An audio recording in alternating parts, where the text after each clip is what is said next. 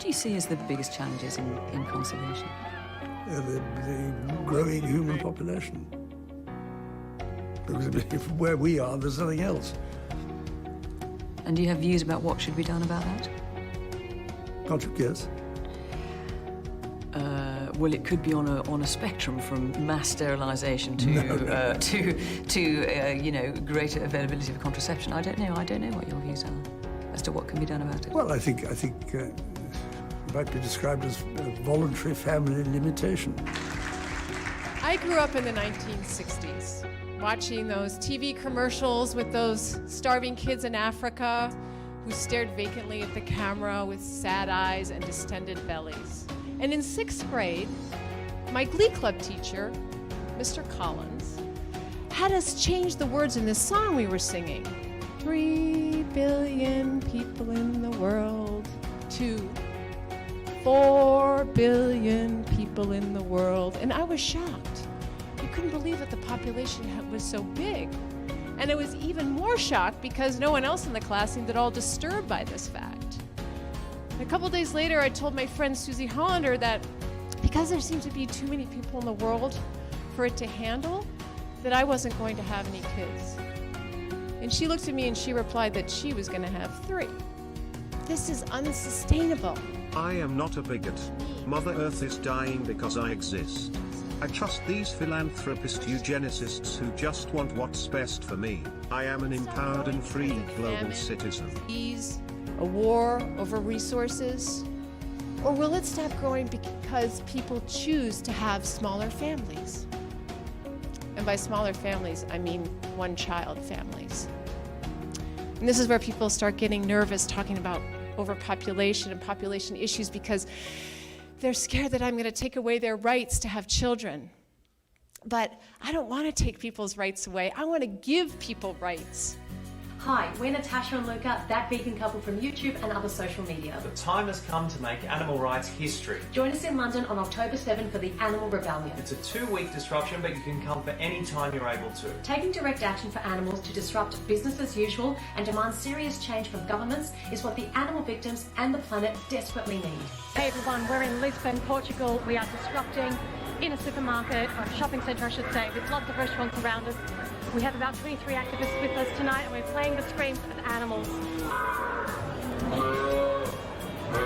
If we all sterilize ourselves and give the animals human rights, we can all have equal animal rights together and eat plant-based fortified kibble to stop the #climate crisis and achieve #climate justice with the good grown-ups at the big banks, governments, and global corporations. Is spending $1 million on that last 3 months of life for that patient, would it be better not to lay off those 10 teachers and to make that trade-off in medical costs? But that's called the death panel, and you're not supposed to have that discussion. So you, of course, well, that's an interesting thing you just said. Our Earth is warming up and our oceans are rising. Extreme weather is wrecking millions of lives. From California to the Amazon, our forests are burning. We are in a climate emergency.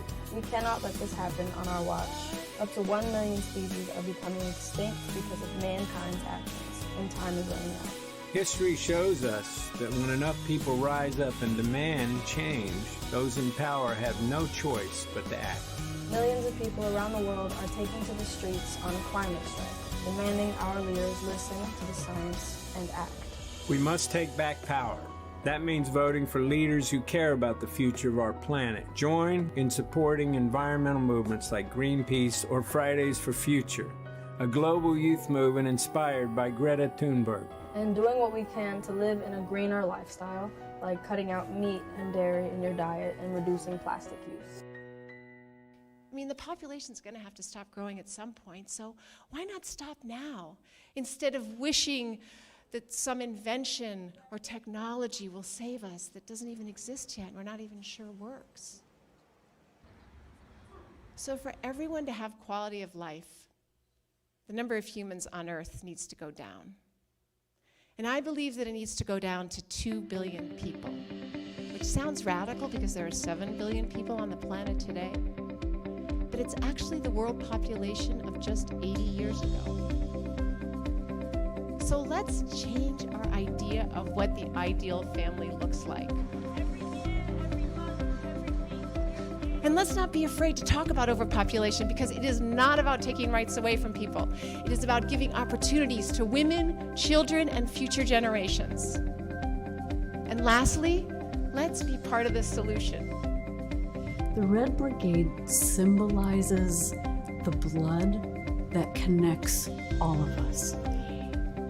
It's the blood that connects humans, species, all of us to the earth. So for me, the Red Brigade is a vessel to hold the emotions of grief and loss and rage and joy and love and peace.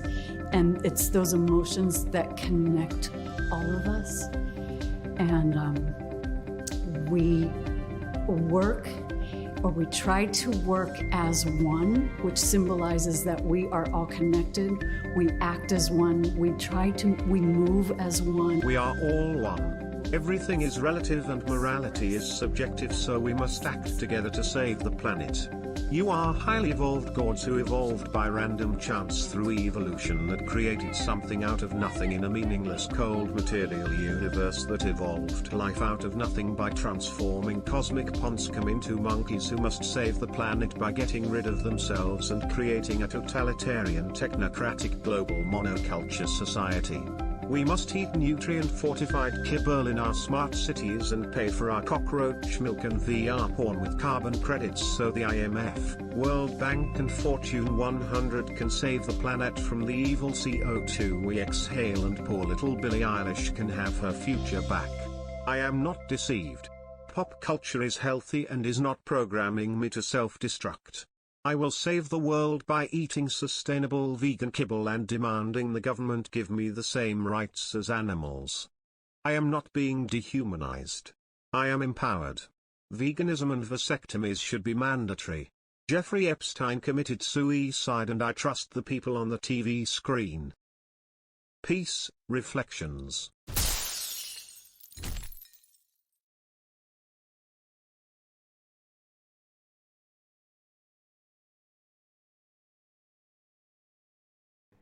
What's up, everybody? How's the audio? What's cracking? Oh, it was like 45 minutes of trying to fix our audio, but we figured a workaround. I need an audio technician that can help me out here. Hopefully my connection is good. And yeah, we're finally here. I'm here with the infamous Jay Dyer. He is a trans vegan phobe who runs jaysanalysis.com. Runs a great YouTube channel here on the YouTubes called Jay's Analysis. Jay is an expert on the esoteric, on geopolitics, and what else? What else are you doing, Jay? What else I wouldn't say I'm an expert on those things. Okay. I'm just a dude, bro. I'm just a dude, man. Bro. There we go. We're just some dude bros. We're just chilling here. And we're going to talk today about some of the vegan debate tactics. We're going to talk about a little bit of a few of these really, really poor tactics that the vegans use. And we're going to talk about the dehumanization. We're going to talk about PETA's dehumanization rituals. I got some PETA stuff pulled up here. And we're going to go through a few of these vegan debates. And people say that the connection is good. People like the intro. And people say the audio is good. So we're all good. Excuse me for being tardy. Jay Dyer, what's up, dude? Not much, just internet drama and all that kind of stuff. And OMG, what's all the drama about, Jay? It never ends if you're in my sphere. Jay's got a beef with Khloe Kardashian. She just keeps on tweeting at him and obsessively. Yeah. I got the butt implants and Khloe thinks that hers are better, and I'm like, what the F, B? My buns are numb right now, okay? If your buns ain't numb, you're doing it wrong. All right, so we got a fun show today. It's been a long time coming. We scheduled this for last week, but now we're finally doing it. Check it out. We got some PETA stuff to talk about today. PETA, People for the Ethical Treatment of Animals, and this kind of ties into a lot of the poor arguments that we see from the vegans, from the veganegelicals out there. And it's funny when you look at PETA's ads. This kind of ties in with a lot of the work that Jay does. When you look at PETA's ads, there seems to be a common there seems to be some common themes of dehumanization, of sexualization of celebrities, and kind of this almost ritual aspect to some of this stuff. So here's just a typical PETA ad with chili. It looks like TLC. Maya Rudolph from Idiocracy.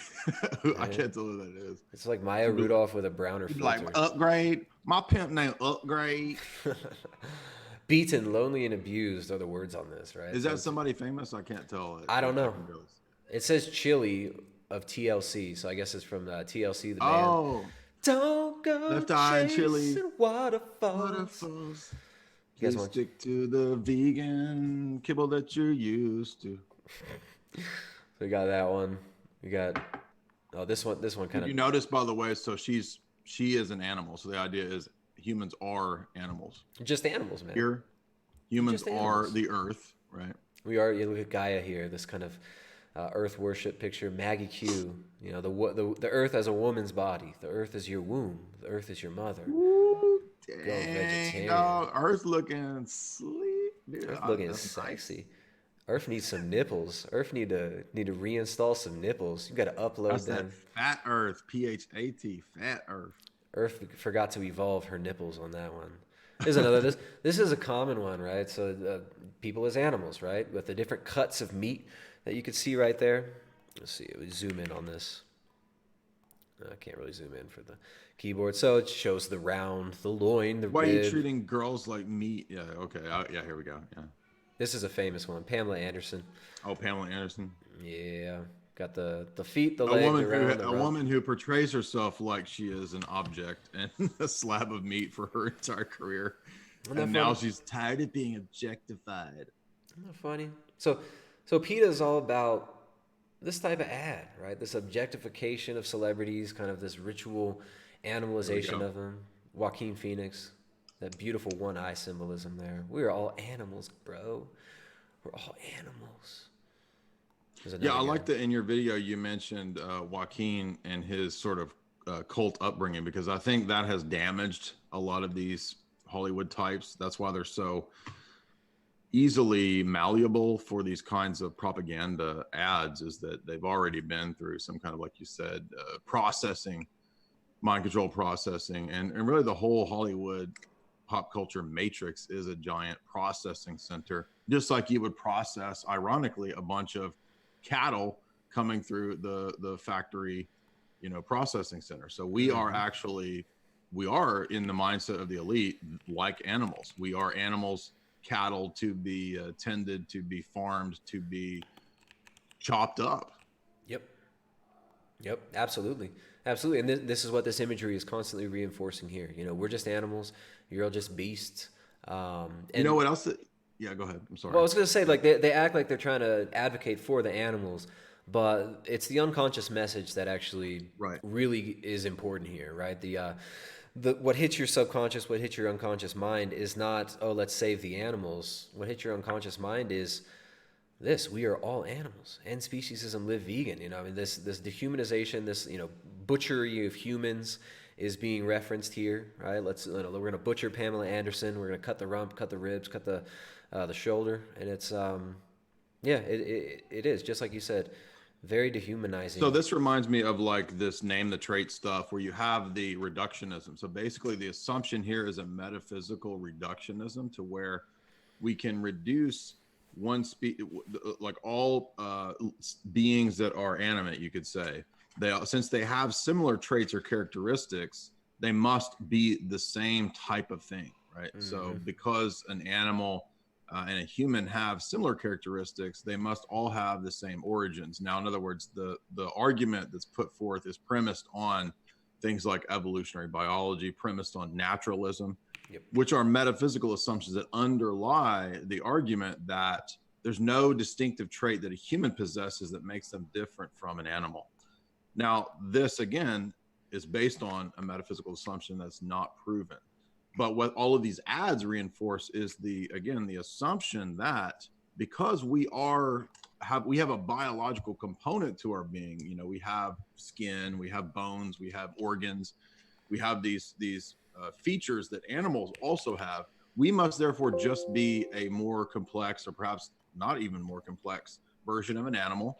And so there's therefore no distinctive quality that we possess above animals, which is not true. But what is useful to see here is that immediately we're presented with two different worldviews, two different metaphysics. That's why Ask Yourself and clowns like that, they have to avoid questions of metaphysics, because if they look at the metaphysical, then they have to recognize that their position is actually premised on assumptions that they can't prove on their worldview. They can't prove anything metaphysical because naturalism is itself a metaphysical position based on rejecting metaphysics. So all of this whole interpretive scheme is a naturalistic presupposition that they cannot demonstrate, but has to be reinforced through sophistry and propaganda. Well, it's funny because Ask Yourself also, I mean, he came on my what's it called? My Instagram. I had to ban him from Instagram. Stomp you again, Tristan. He said, "I'll stomp you. He'll stomp you." He said, "I know how to get around your," what did he say? Your meta-ethical sophistry. You know, but dude, this is not sophistry. This is just what it is. If you can't actually examine the basic foundations of your worldview and you can't justify it within your worldview, then what do you have? I'm not going to talk about anything meta-ethical. I will only talk about something orthogonal. I will not talk about anything meta-ethics. I will not talk meta-ethics. Yeah. And the reason he does that, why do you think it is that he needed to do that? Why do you think it is they needed to frame it like that, Jay? Because any position that wants me to grant to them the things that are unproven, you could move on to prove anything. If I agree with your premises, you could prove anything. You could have a system that's perfectly logically consistent that is not applicable to the actual world. So that's why we can't just grant people their assumptions, right? If I grant the atheist the assumption of naturalism, the atheist goes on to say, so then prove to me something that's immaterial. I can't do it because I've already granted the assumption that all that exists is what's material. Mm-hmm. If I grant that all that exists is what's material, and then I turn around and try to say, but there's also things that are immaterial, the atheist says, aha, gotcha, you already granted. Is this correct, Tristan? It's actually a pretty legit Dr. Phil. You have an internet addiction that we need to get fixed, Tristan. I'm going to send you to my top ranked treatment mind control facility down there in Ecuador. Yeah, isn't it funny how all these celebrities, they always end up going to these same rehab centers? Yeah, like, right. And they all have names like Wonderland Ranch, kind of weird names. Like Deep in Dollywood, I have one of the greatest facilities that's based on the Disney model of a theme park treatment center that's going to reprogram you to be happy. We're going to send you to the treatment center. It's called Somewhere Over the Rainbow. It's got a big butterfly on the front of it. Right. It's always that shit. Sorry for the internet connection, guys. Tristan, when we put a new altar inside of your mind that's happy and not sad, Tristan, you're going to be living the life you were meant to live.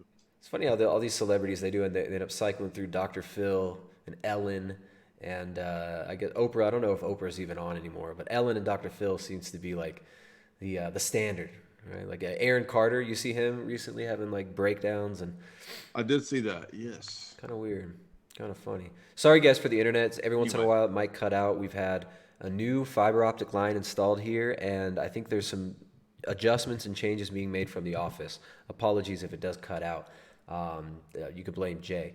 So let me just point out, to sum up my point before it cut out, was just that one of the fallacies that we can note is the fallacy of the parts and the wholes. So in other words, because there are some aspects or parts of humans that are similar to aspects or parts of animals, we can assume that they're equal, or they are the same, or that they have the exact same lineage, or there's some sort of one-dimensional layer of reality that we just know is absolutely correct. But just because there's similarities that animals have to humans, it doesn't follow that humans are just animals, or that animals are our older cousins or something like this. It only follows on the premises of naturalism and evolutionary biology. And what's funny is they'll make the argument that we're just animals, right? We're just animals, and yet they want to give moral agency to human beings. They want to attribute moral responsibility to human beings, yet not to animals. So the whole name the trait, name the trait that makes animals different to where you can kill and eat them, but humans are not. Well, you can turn that around on them and say, you name the trait that makes animals not morally responsible for killing and eating and raping and pillaging other animals, but makes human beings morally responsible for these same actions, and they can't answer it. So you just switch it over on them and it completely falls apart and it completely crumbles. So the fallacy of composition is when something that is true of a part is attributed to the whole. So for example, this tire is made of rubber, therefore the vehicle to which this tire is a part is also made of rubber. Mm-hmm. So because animals share characteristics of humans, humans are animals. There you go. Yeah, because the dirt outside is a slightly off gray color, an off-white color, and most vegans' skin is a slightly off gray color. Therefore, vegans are dirt. Yeah, they come from they have a common ancestor, of course, obviously. Dirt. They come from the dirt. So I mean, dirty vegans. You guys are dirty. So here's a big P to add. I mean, they put this one up. It's funny. It's right next to McDonald's. You got like this big 5G setup right below it, and speciesism. So they use the word speciesism. This is very, very popular. Oh, these are some. Let me find the definition here of. Yeah, excuse me. There we go. Oh, here's another one. Here's another one. The eating shouldn't cost an arm and a leg. So this like cannibalism imagery. Oh, it's all the same. If you eat an animal, it's the same as you eating your mom. I thought I had a speciesism definition. So they use this word speciesism quite a bit, Jay. And if we look up the definition of speciesism, what they say is the assumption of human superiority leading to the exploitation of animals. So speciesism is the belief that we are somehow different than animals and that animals should be treated differently than human beings. I think it's kind of funny that when they bring up speciesism, just like that last argument, the name the trait bullshit, you can actually twist this one around on them as well. So how is it not speciesist within the vegan worldview to give animals the right to eat other animals, yet to hold human beings morally responsible? Is that not speciesism in and of itself right there? So vegans, by their own definition, are absolutely speciesist. They want to hold human beings responsible for eating other animals, yet they say other animals are cool to eat other animals. Yes. Let's talk a little bit about speciesism or species itself. So in the naturalistic conception, and remember that almost all the vegan worldviews, unless there's some kind of, guru, new agey thing, most of the time they're atheistic, naturalistic based worldviews. And speciesism is the idea that on the one hand, as a naturalist or say evolutionary biologist or whatever, we can speak of actual properties that objects and beings in the world possess, right? So this species shares all these traits in common. That makes them a species. At the same time, most of these people, if you get into what we mean about metaphysically or in terms of predicating of objects in the external world, they will start to qualify this and say, we don't actually know that they're not a real thing that we call species. That's just a human construct that we've made up to classify different things. So it's not a real thing. But if it's not a real thing and these traits aren't real in the external world, then we start to run into problems. Now, and they'll equivocate. They'll say, well, they are traits that match up to the external world. And then we start pointing out that that's metaphysics. They'll start backtracking. Well, no, we don't do metaphysics anymore. That's the old way of talking about the world. We just do what works. We're just pragmatic. So we're just going to call this classification group species. This just taxonomic terms, right? They're not actually properties of things in the world. Why is that? Because everything is just in a constant state of evolutionary flux. So the first thing I'm going to say is, if everything is in a constant state of evolutionary flux, and that's the root assumption here, and the humans are just a mutation of all of these other life forms, on what basis do you actually have to claim that we ought to be doing this or that thing? Because oughts right? You can't get an ought from an is. This is something that famous atheists have pointed out for centuries now, like David Hume. If everything is just in evolutionary flux, there's no such thing as an ought, because an ought, right, that you ought to do this, assumes that there's some standard or some regular pattern of categories that you're bound to that is itself not in flux. Yeah. But if everything is in flux, then the ought is also in flux. Yeah, exactly. Well, they want to say that there is no basis for morality, there is no objective morality, there is no should, there is no ought, but at the same time, everybody ought to buy into their worldview. Everybody ought to buy into the assumptions that they make, and everybody ought to, obviously, be vegan, go vegan, stop eating animals. Why? And what you'll get is restatements of the original application or principle of that you shouldn't do it. But just restating is reifying. That's circular. That's a tautology. That's not a given account for giving a reason for something. But remember, this whole system, this whole argument, this whole movement is premised on ethics. It's a voraciously radical ethical position. And if you're going to take a radical ethical position, okay, but you need to explain it to us and give an account for it. And if you can't give an account for it, then that starts to sound like a cult or a propagandized movement, not based on reason and logic, but actually based on irrationalism and fear and propaganda. Yeah, absolutely. That's funny. Looking at, we've got the definition of speciesism from the BBC. So the BBC on their ethics guide has now included a page on speciesism, and I'm looking at when this was uploaded. When was this uploaded? Oh, it says it was visited on the 20th. Okay, so I thought that this was newly uploaded, but it might be here for a while. It says speciesism is the idea that being human is a good enough reason for human animals to have greater moral rights than non-human animals.